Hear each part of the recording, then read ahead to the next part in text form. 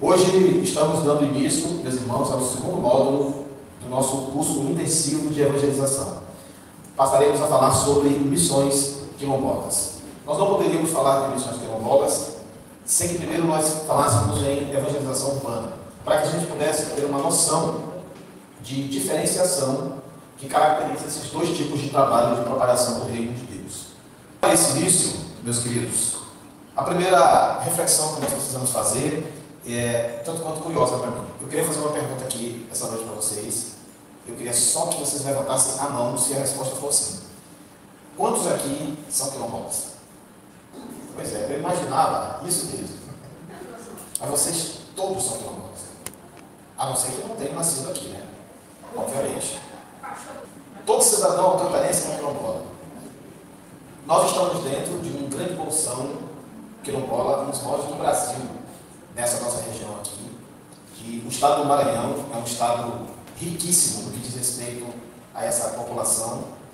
E eu sou um profundo estudioso disso, porque há mais de 10 anos que Deus me chamou para evangelizar o povo quilombola. E tenho, assim, um amor muito grande por esse povo, um prazer muito grande em trabalhar junto a eles, né?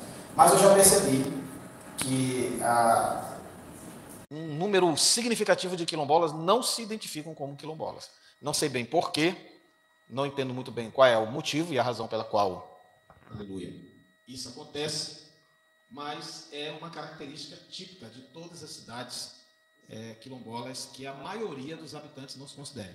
Talvez porque se tenha já uma ideia configurada de que quilombo é apenas aquele povoadozinho afastado, com grandes dificuldades do ponto de vista social, que tenha uma espécie de título, um reconhecimento federal de comunidade quilombola. Então, se você não pertence a uma comunidade reconhecida oficialmente, titulada dessa maneira, você imagina que você não seja um quilombola, tá? Mas isso é tão verdadeiro quanto uma pessoa que nasceu no Brasil dizer que não é brasileira só porque ela não tem uma certidão de nascimento que tenha sido registrada no Brasil. Então, na verdade, nós temos aqui uma população quilombola, o que, no meu ponto de vista, é motivo de orgulho para todos os cidadãos daqui desse lugar e todos espalhados pelo Brasil. O Brasil é um país que tem muitas comunidades quilombolas, uma grande descendência de quilombolas hoje estão espalhados por todo o território nacional, mas, sem sombra de dúvida, o Maranhão é um dos estados mais marcantes no que diz respeito a esse trabalho. O que nós vamos abordar hoje aqui, meus irmãos, é as características desse trabalho missionário. Nós vamos explorar a importância desse tipo de atuação missionária e também fornecer embasamento bíblico para o trabalho que precisa ser feito junto aos quilombolas. Existem assim, muitas teorias a respeito de como se deve evangelizar os quilombolas. Eu, particularmente, tive a minha própria experiência e, através da minha própria experiência, adquiri uma maneira de abordagem e de trabalho que não é necessariamente a mesma que eu vejo aí em algumas agências missionárias.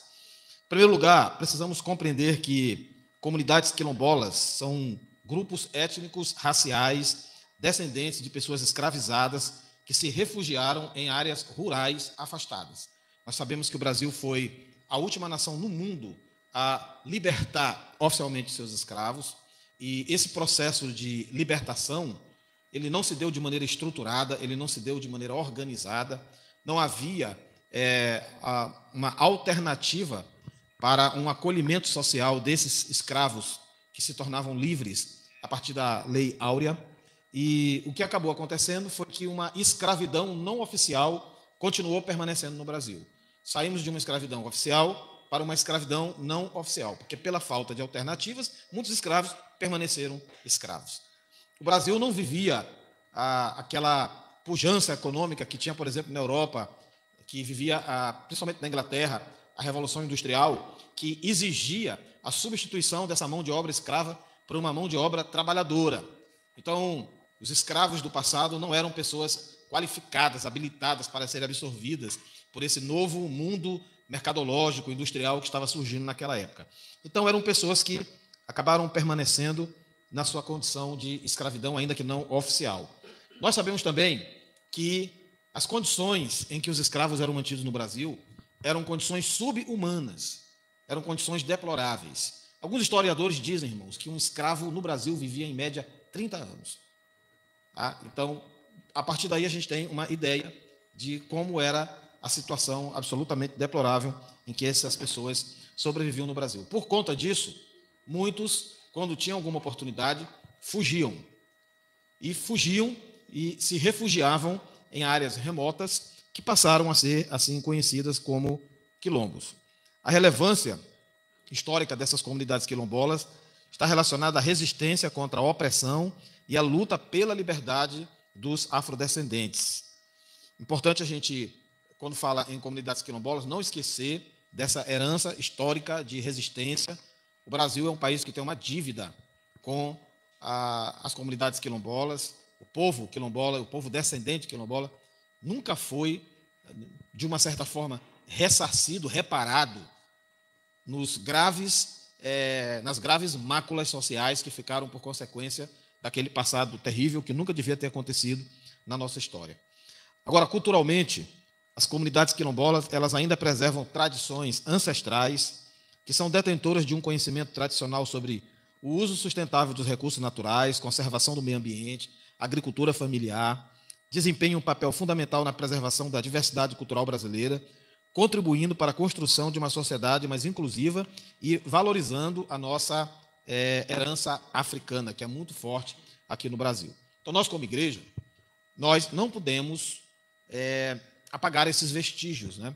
E quem faz missões aprende que o respeito a uma tradição cultural é fundamental dentro de um trabalho missionário. Nós não precisamos, meus irmãos, fazer nenhum tipo de movimento no sentido de erradicar de um povo a sua herança, o seu traço cultural, a sua história e as suas origens. Muito pelo contrário. Mesmo como igreja, nós devemos apoiar a preservação disso. Claro, sabemos que, quando se fala em comunidades quilombolas, a gente, quando entra na perspectiva religiosa, a gente entra num grande desafio. E não é muito diferente do que acontece, por exemplo, com a comunidade indígena, que também tem, dentre os seus traços culturais, uma religiosidade muito peculiar. E aqueles que observam isso apenas dentro do ponto de vista científico têm uma grande dificuldade de entender a nossa posição como agência missionária em meio a esses povos. Porque a nossa preocupação maior é resgatar o homem perdido do seu estado de ignorância, do seu estado de desconhecimento da palavra salvadora do Evangelho.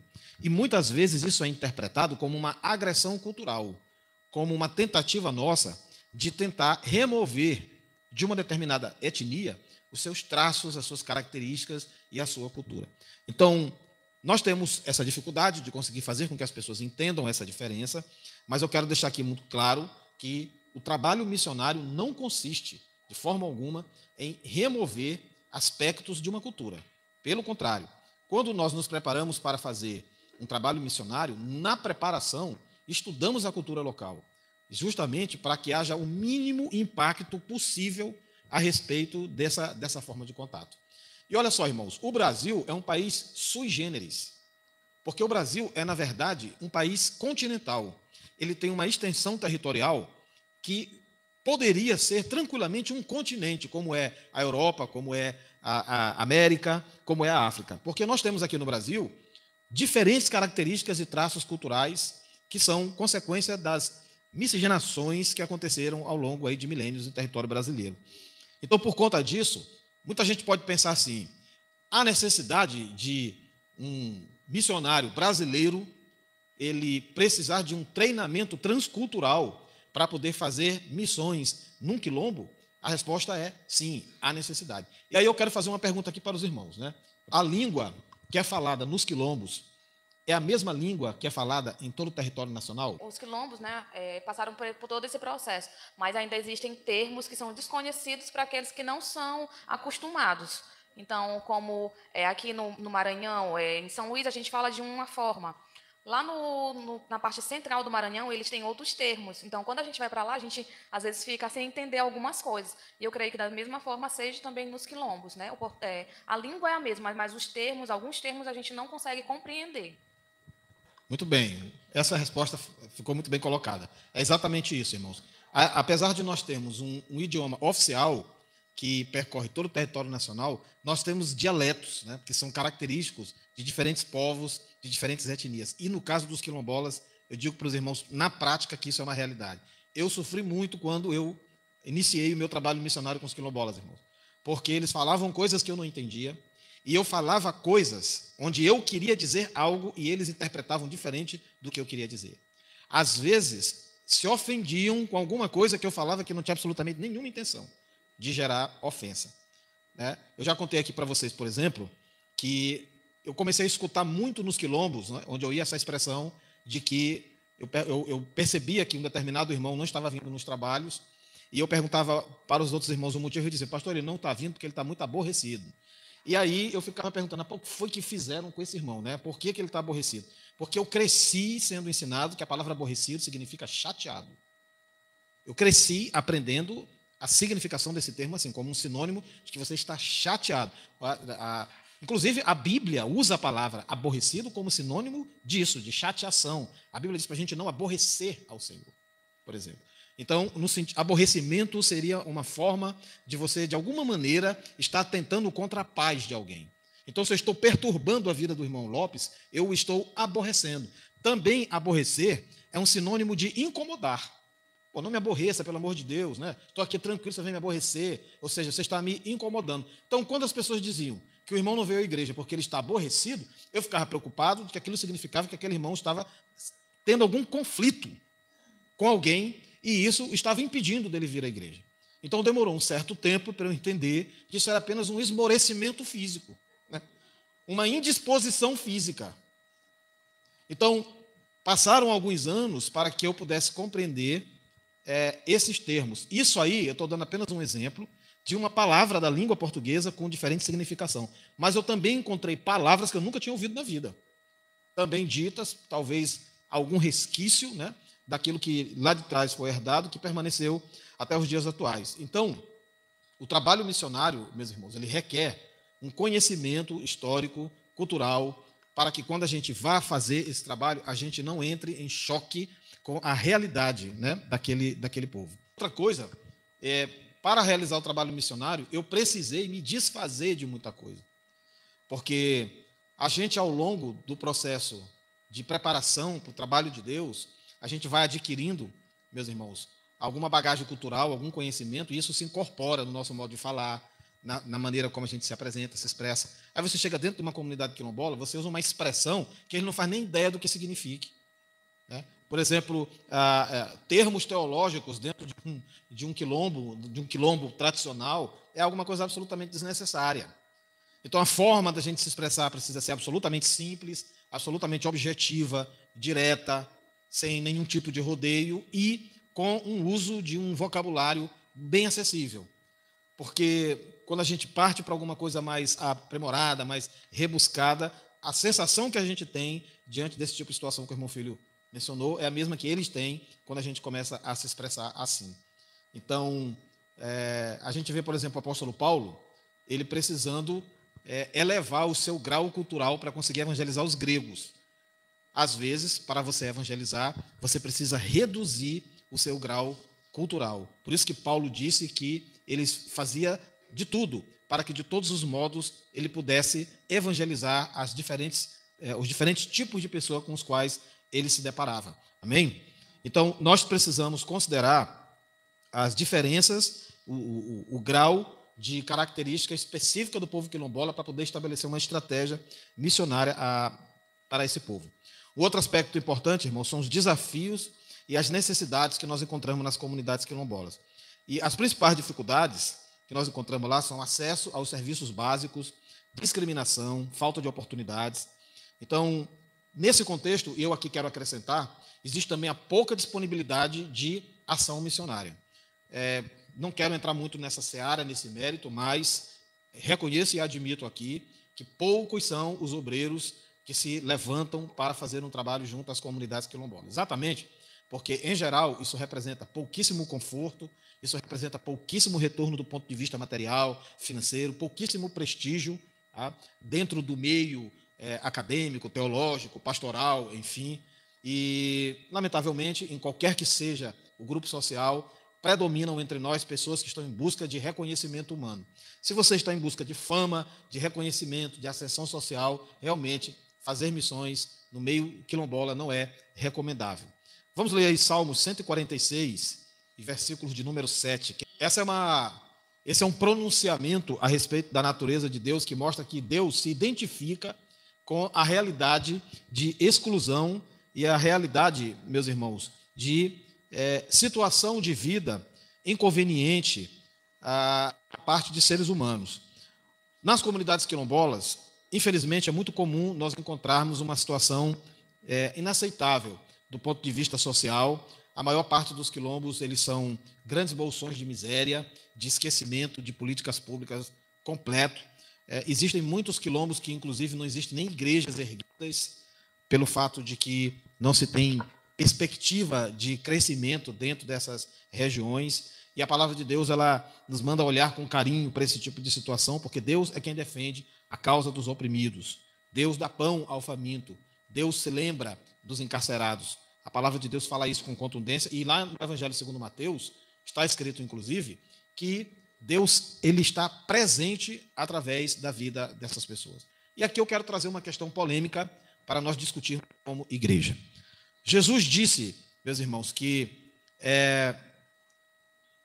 nós não teremos acesso à salvação, porque ele diz, apartai-vos de mim, e ele justifica àqueles para quem ele diz tal coisa, com o fato de que ele teve fome e não deram o que comer, sede e não deram o que beber, estava sem o que vestir e não lhe deram o cobertor, não lhe visitaram quando ele estava preso e nem quando ele estava enfermo. A pergunta que eu quero fazer aqui para os irmãos é o seguinte: o trabalho missionário, ele tem que ser um trabalho mais voltado para o campo da espiritualidade ou para o campo social? E se eu não praticar o trabalho no campo social, não serei salvo? A cultura, né, principalmente aqui nos quilombos de Alcântara, a cultura é fortíssima.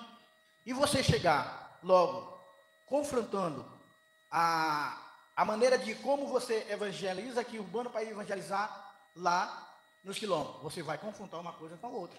Então precisa você se adaptar no costume deles e depois fazer a parte da evangelização de espiritual. Primeiro ele tem que saber conviver, se adaptar naquele sistema para poder chegar e implantar o verdadeiro evangelho daquilo que a Bíblia nos ensina. Porque se ele for logo diretamente e pregar o evangelho como nós pregamos hoje aqui na cidade, na capital, ele vai se confrontar.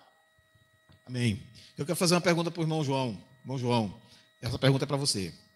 Eu quero saber como você reagiria diante da seguinte situação, que é uma situação real, que é um missionário no campo, e ele... Não, precisa do microfone para que os nossos ouvintes possam lhe ouvir. Eu queria saber como o senhor reagiria. Um missionário nos relatou isso, ele viveu isso numa comunidade quilombola que fica em Angola, no país de Angola. Um grupo de missionários foram a uma região bem interiorana naquele país para fazer um trabalho evangelístico, e lá eles marcaram um culto. E essas comunidades, geralmente, eles são muito abertos para o evangelho, muito. Olha, evangelizar quilombolas é diferente, por exemplo, de você evangelizar muçulmanos. Muçulmano é muito difícil você conseguir botar 2 muçulmanos para ouvir o evangelho. Quilombola é difícil você arrumar cadeira para todos eles sentarem.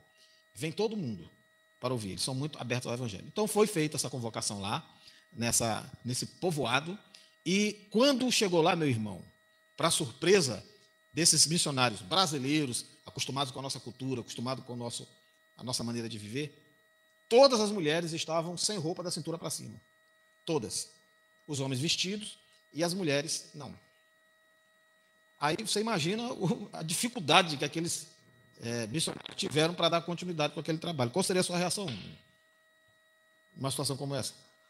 O irmão Soares falou, né? Primeiro a pessoa tem que conhecer, né? Conhecer o local, tudinho, e ver como é que ele se comporta lá, para depois, então, a pessoa chegar, né, e se apresentar, porque, de repente, a pessoa pode se encontrar numa situação dessa aí, e aí fica no beco sem saída, né? Então, por isso que a fala do irmão Soares foi importante, para a gente poder conhecer a área que a gente vai chegar. Eu acho que para mim deve ser assim, né?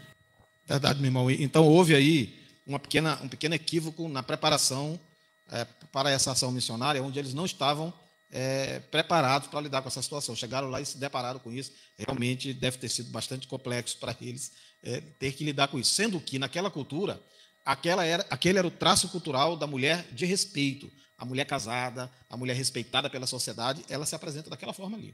Então, é o oposto, né, praticamente, de como nós somos educados aqui na nossa sociedade. Agora, eu quero perguntar para a irmã Lunalva. Eu vou lhe dar uma outra situação e eu queria saber como a irmã Lunalva reagiria.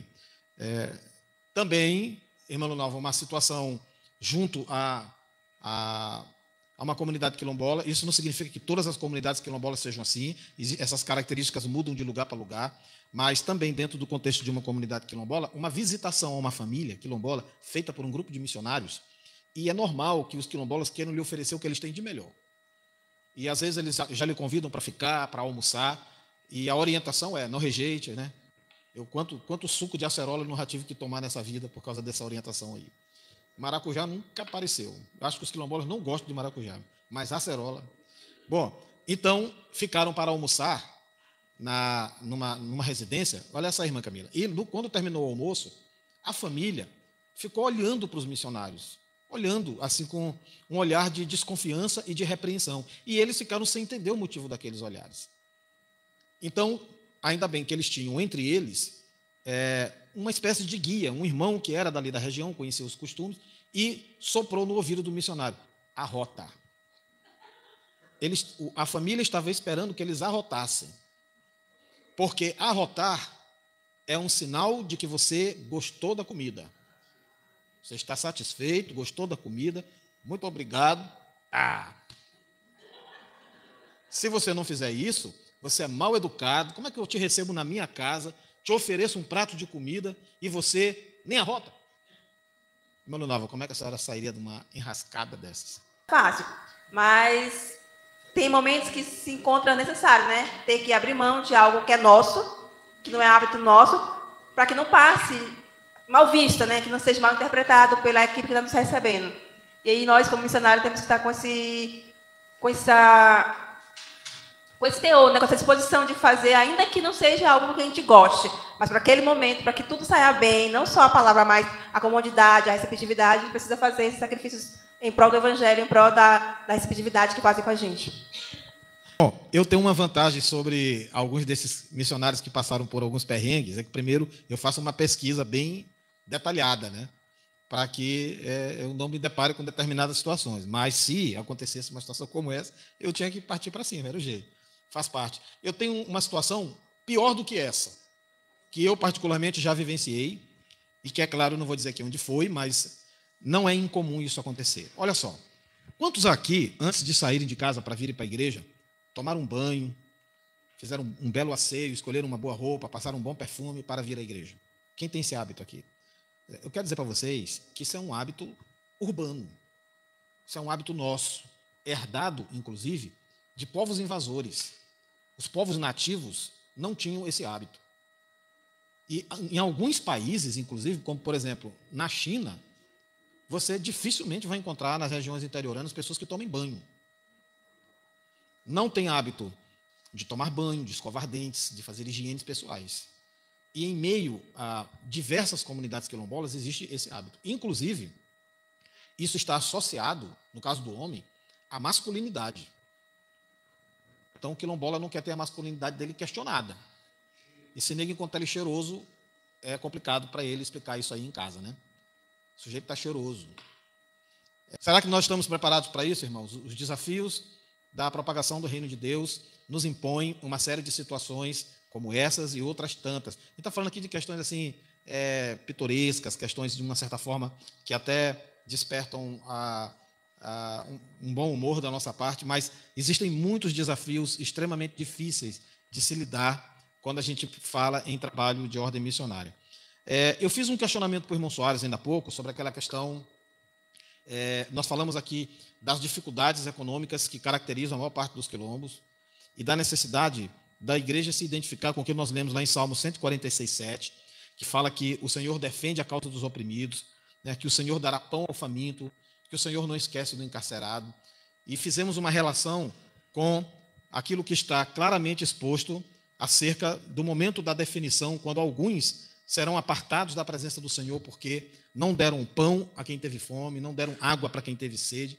E eu questionei o irmão Soares se isso, no entendimento dele, vai comprometer a salvação das pessoas. Por exemplo, se a igreja do Senhor não tiver esse olhar social, não tiver esse olhar que vai além da questão espiritual, mas do ser humano como um todo, isso pode afetar a nossa salvação diante de Deus? No momento em que eu cheguei na região da Baixada Maranhense, eu percebi que as igrejas que ficavam dentro dessas regiões, poucos pastores queriam ir para lá. Né? Havia sempre uma dificuldade muito grande de obreiros quererem ir para essas regiões. Por conta da dificuldade, as esposas não gostavam, porque lugares que não tem lojas, algumas, eu cheguei a fazer missões em lugares, por exemplo, que não tinha nenhuma infraestrutura, não tinha água, a comunicação era precária, não tinha rua asfaltada, e no inverno você convivia com a lama, e no verão com a poeira, e você adoecia tanto por uma coisa quanto por outra. Né? Como é que você ia lidar? Deixa eu fazer uma pergunta ali para as meninas, né? Para a Luciana e para a Luciene.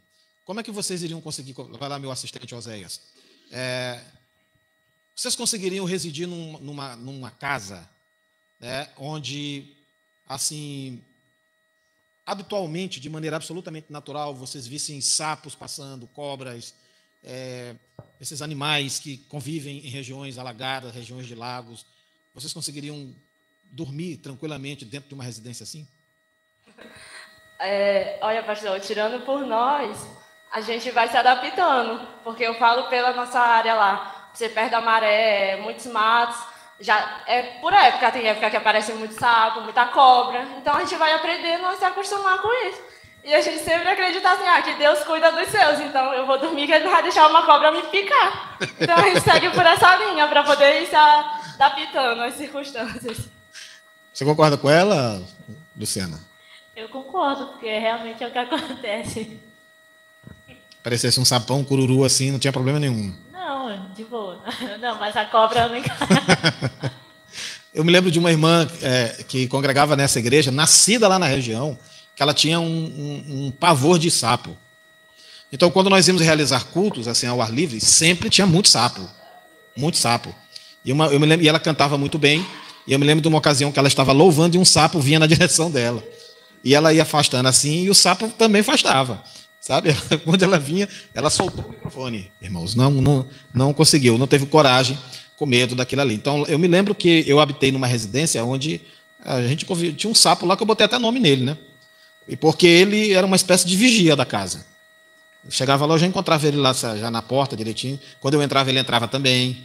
Aí, se eu ficasse na sala assistindo, ele ficava aqui na sala também. Suponho que era flamenguista, porque todo jogo do Flamengo ele ficava lá do meu lado assistindo. Convivia numa boa. Lá eu tinha 8 gatos, e ele convivia numa boa com os gatos lá, assim, tranquilamente. Né? Mas existem, principalmente, pessoas que não são dessa cultura, têm uma dificuldade, principalmente mulheres, têm muita dificuldade com esse tipo de situação. Por conta disso, muitos pastores não vão para essas regiões por esse tipo de preocupação. Outro problema é o problema alimentar, né, irmãos? Essa questão alimentar é realmente um grande desafio. Né? Aquilo que essas comunidades se alimentam é algo bem diferente daquilo que nós estamos acostumados, eu digo que vemos de uma outra região, e aí quando você se depara com esses traços culturais, é bastante complicado. Então, é realmente necessário você abrir mão de uma série de questões de ordem pessoal e priorizar o reino de Deus, para que você consiga se adaptar a essas situações com um objetivo maior, que é o objetivo de levar a palavra do Evangelho para essas pessoas. E aí, você não pode confrontar esses traços culturais, você tem que realmente se adaptar a eles e, em meio a tudo isso, você encontrar uma oportunidade de levar a pregação do Evangelho. Antes de eu passar a palavra para o irmão Filho, eu não diria, irmão Soares, que a gente perde a salvação. Né? A nossa salvação ela é assegurada pelo nosso Deus. Mas eu tenho absoluta convicção de que nós seremos responsabilizados por Deus pela nossa omissão no que diz respeito aos nossos deveres sociais para com os nossos semelhantes. E talvez quando Jesus ele faz essa afirmação, ele não está dizendo que essas pessoas não vão ser salvas por causa disso, mas elas já eram pessoas, por conta dessas características, elas já eram pessoas que não tinham também uma vida espiritual próxima a Ele, a Deus, e por conta disso elas não teriam como herdar a salvação. Meu filho. Sim? Pastor, a gente tem um comentário aqui de uma participação de uma pessoa, né? Ela colocou a seguinte opinião dela aqui, né? Que ela não vê Alcântara como um quilombo, né? E ela também vê esse termo quilombo como um termo pejorativo. No que pesa o respeito que a gente tenha por quem nos assiste, é um ponto de vista, é uma perspectiva, mas do ponto de vista histórico, Alcântara é um quilombo, é um grande quilombo. Né? A origem étnica e histórica de Alcântara está ligada à escravidão, à descendência de escravos do passado, então, tecnicamente, seria um grande quilombo. E nós temos dentro de Alcântara algumas comunidades que são reconhecidamente como quilombos, né? Do ponto de vista prático, toda a cidade. Do ponto de vista legal, algumas, porque hoje, na legislação brasileira, para que haja o reconhecimento de quilombo, é preciso ter aí alguns critérios que são exigidos. E eu, particularmente, não vejo nada de pejorativo em uma comunidade se identificar como quilombola. Eu, particularmente, considero o povo quilombola um povo belíssimo, um povo de uma riqueza cultural, assim, digna de ser apreciado. E eu, uma vez sendo quilombola, teria um grande orgulho de me identificar como quilombola. Irmão Nanau. Em questão do que o irmão Soares falou. Assim, dando um exemplo que o senhor vem falando sobre as áreas quilombolas, que de repente o senhor já foi, né? E de repente já viu de repente por televisão ou até mesmo outro meio de comunicação. Aqui na região mesmo, realmente, assim, não discordando lá da irmã que colocou esse comentário, talvez ela não venha por essa visão, porque até então, até o momento que o senhor vai dando esses exemplos, também eu ainda não igualei a Alcântara com esses exemplos que o senhor deu. Eu conheço quase a maioria dos povoados de Alcântara e realmente não tem esse povoado que de repente o senhor citou o exemplo de repente tomar banho, de repente oferecer uma comida que você não goste, ou até mesmo no linguajar. Pode mudar de repente algumas palavras que às vezes são usadas, que aparentemente para uma outra pessoa que de repente mora aqui na cidade mesmo, né, localizando aqui na cidade, pode dizer que é acabocado, como eles costumam falar, tá entendendo?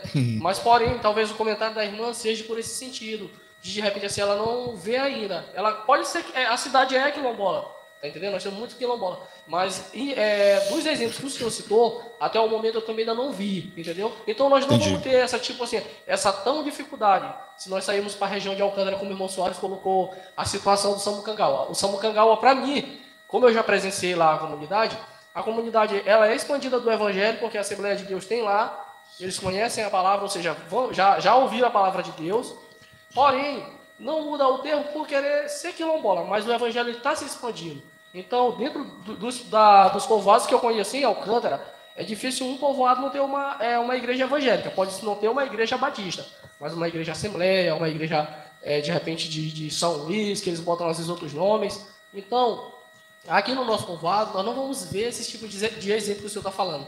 Que eu já fui, já presenciei, e assim, não que seja uma coisa de falta de educação. Ao me oferecer, de repente, algo, não em termo evangelístico, eu não estava para evangelizar, eu estava fazendo um trabalho. Eles sempre procuram nos dar o melhor. E nos trata assim, você come isso? Aí a pessoa fica assim, a gente come e tal, eles notam aquilo, né? Não, mas tem isso aqui para me te oferecer. Então, assim, eu creio que a nossa região, ela está super ótima para fazer esse evangelismo sem medo, viu? Amém, amém. Mas deixa eu explicar uma coisa para vocês, irmãos. É assim, eu acho que talvez a gente tenha criado uma ideia confusa aqui. Aleluia. Talvez a gente tenha criado uma ideia confusa aqui. Pelo fato de eu ter mencionado algumas situações que acontecem em comunidades quilombolas. Mas eu quero dar um exemplo aqui para os irmãos. Quando os portugueses chegaram aqui no Brasil, irmão Lopes, lá pelos idos de